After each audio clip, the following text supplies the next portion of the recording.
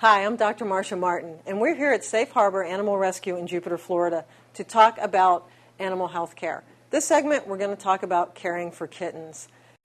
Raising a kitten is really a lot of fun. It's also a lot of work. So the first thing you need to do when you find that little kitten is kind of determine how old he is, because then you're going to know just how hard you have to work with him.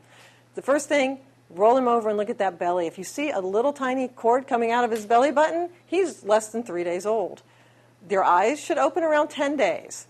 Teeth start coming through about 2 weeks. You need to build a nest for your kittens to keep them warm.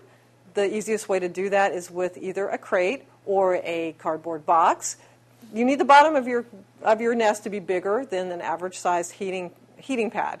Put your heating pad set on low, never any higher than low, into the bottom of your little nest.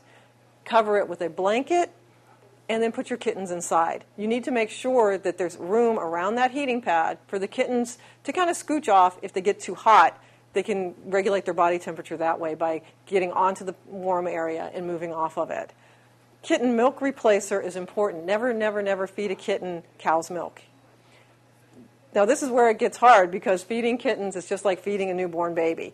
When they're less than a week old, you're going to be up and down with feedings. You need to feed them maybe 8 times a day, about 4 ounces for that first week. Now at 2 weeks, things get a little easier. You're down to 4 feedings of maybe 12 ounces. And by 3 weeks, it's 3 feedings and about 27 ounces at a time.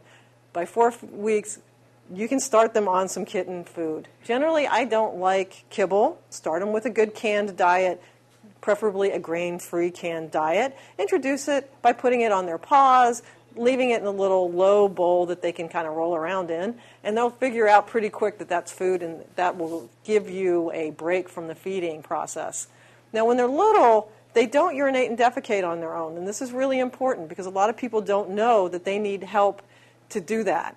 So you need to stimulate the mother as she stimulates them to urinate and defecate by taking a warm washcloth with warm water and just kind of rubbing it around their little genital region. And usually they'll go ahead and pass urine and stool for you. The urine should be clear. The stool should be formed. If it's not, you probably need to take your kitten to the vet, which is a good idea anyways. When you find a little kitten, you need to take it to the vet. Let it be checked for intestinal parasites and fleas and any other infectious disease that may need to be treated with medication. Once you've got that done, then you're on your way to raising your kitten.